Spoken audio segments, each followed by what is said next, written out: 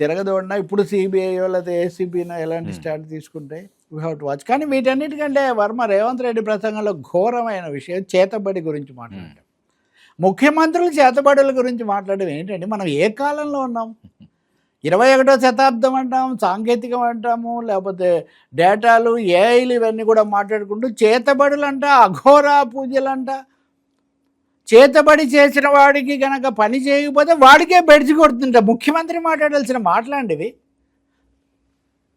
నిజంగా చాలా దారుణం. రేవంత్ రెడ్డి మళ్ళీ వక్రీకరించారు అదే, కానీ అది మీడియాలో వాళ్ళ ప్రత్యక్ష ప్రసారాల్లో వచ్చింది. హరీష్ రావు బీఆర్ఎస్ నాయకుడు క్షుద్ర పూజలు చేశారని వీళ్ళు ఆరోపణలు చేశారు. ఆయన కాదు, సవాల్ చేస్తున్నాను, కేసేస్తానని ఆయన అన్నారు. మీరు పలానా దేవాలయాలకు వెళ్ళారు, మా దగ్గర ఖచ్చితంగా దేవాదాయ శాఖ వాళ్ళ దగ్గరే ఉంటుంది కదా అని వాళ్ళు చెప్తే ఆ దేవాలయాలకు వెళ్ళినంత మాత్రాన క్షుద్ర పూజలు చేసినట్టేనని బీఆర్ఎస్ నాయకులు కొంతమంది అన్నారు. అంటే ఇప్పుడు హరీష్ రావు క్షుద్ర పూజల సంగతి అట్లా ఉంటే, ఆరోపణ అట్లా ఉంటే, ఇప్పుడు రేవంత్ రెడ్డి చేతబడి అనే మాట ఎలా వాడతారు అసలు ఒక ముఖ్యమంత్రి?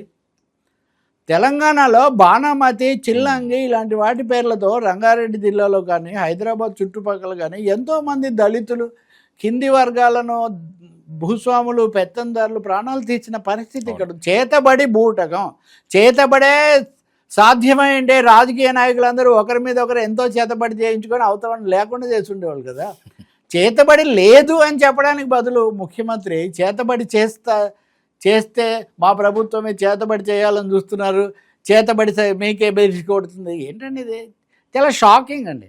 ఒక సీఎం నోట, అందులో యంగ్ సీఎం, సెక్యులరిజం, లౌకిక తత్వానికి ఇదిగా ఉండాల్సినటువంటి, మొన్న వరుణ పూజలు చేశారు, ఓకే, నేను ఏదో కరుణించవా వరుణ దేవా అంతవరకు పాడి అక్కడి సరిపెట్టారు. దాన్ని రామచంద్రరావు ఏమో విమర్శించారు.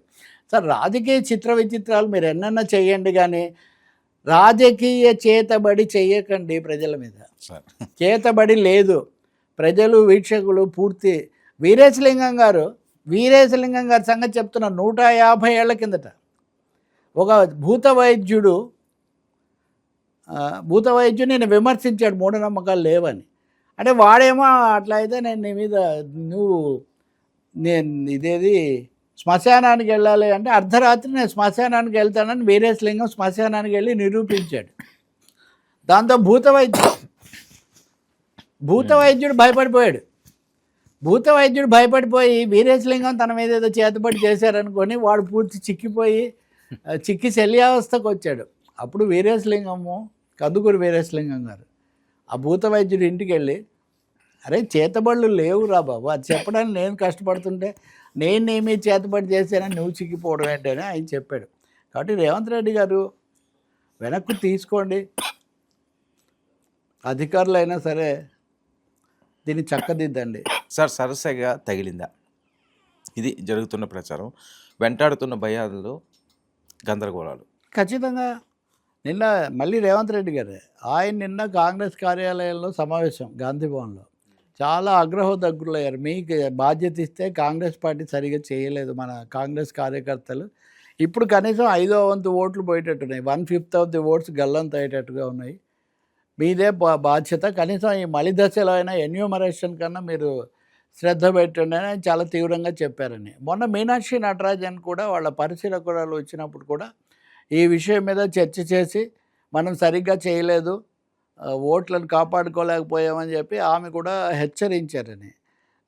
ఆంధ్రప్రదేశ్లో ఒక 40 లక్షల పైన, తెలంగాణలో 70 లక్షల పైన, మీకు జనాభా రీత్యా ఇక్కడ తక్కువ ఉండాలి వాస్తవం, ఇక్కడ 70 లక్షల పైన, అంటే 1.5 ఓట్లు ఎగిరిపోతే ఏం జరుగుతుందని నాకు బాగా గుర్తుంది.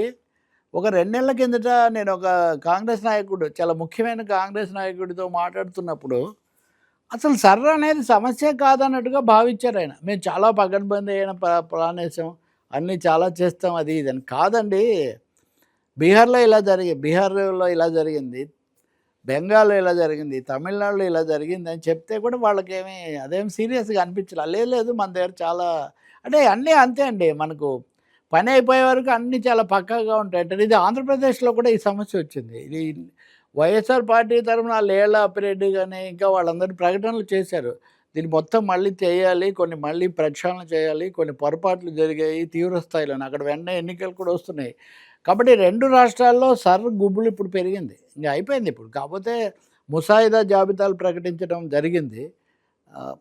తెలంగాణలోనేమో 15వ ఈ వారం 10న అయిపోయింది కదా, 17న వాళ్ళు ప్రకటిస్తారు వాళ్ళు. ఆ తర్వాత చేర్చుకోవడానికి కొంత అవకాశం ఉంటుంది, కానీ చాలా రాష్ట్రాల్లో తర్వాత చేర్చినవి తక్కువ.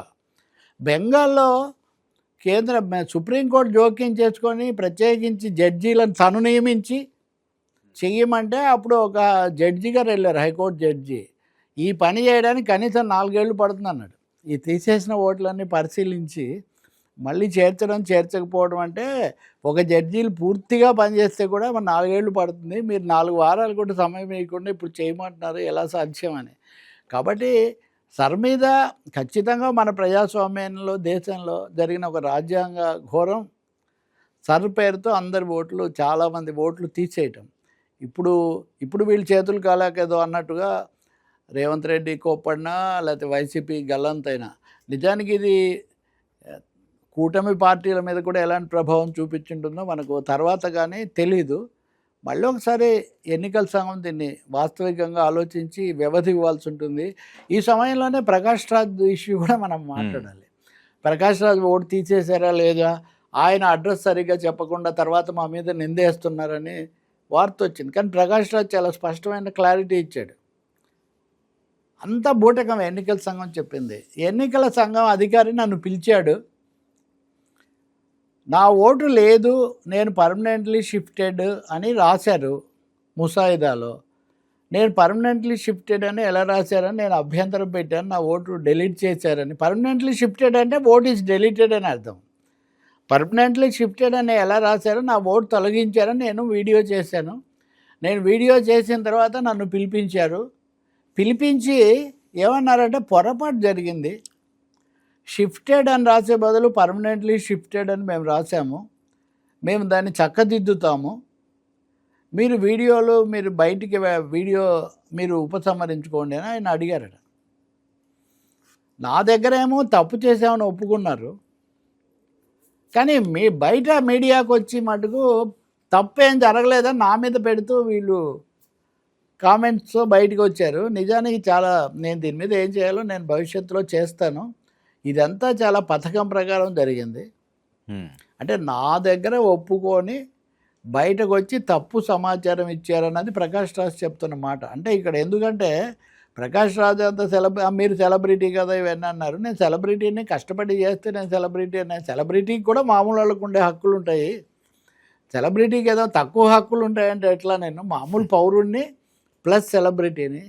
కాబట్టి నా ఓటు తీసేయడం తప్పు అని అదే సామెత చెప్తారే, బజార్లో చెప్పుతో కొట్టి పూజ గదిలో కాళ్ళు పట్టుకున్నారు అన్నట్టుగా మీరు నన్ను పిలిచి నాకేమో క్షమాపణ చెప్పి బహిరంగంగా మీడియాకేమో నా మీద తప్పు ఆరోపణలు చేశారు, I'm going to deal with it అని ఆయన మళ్ళీ వీడియో విడుదల చేశారు.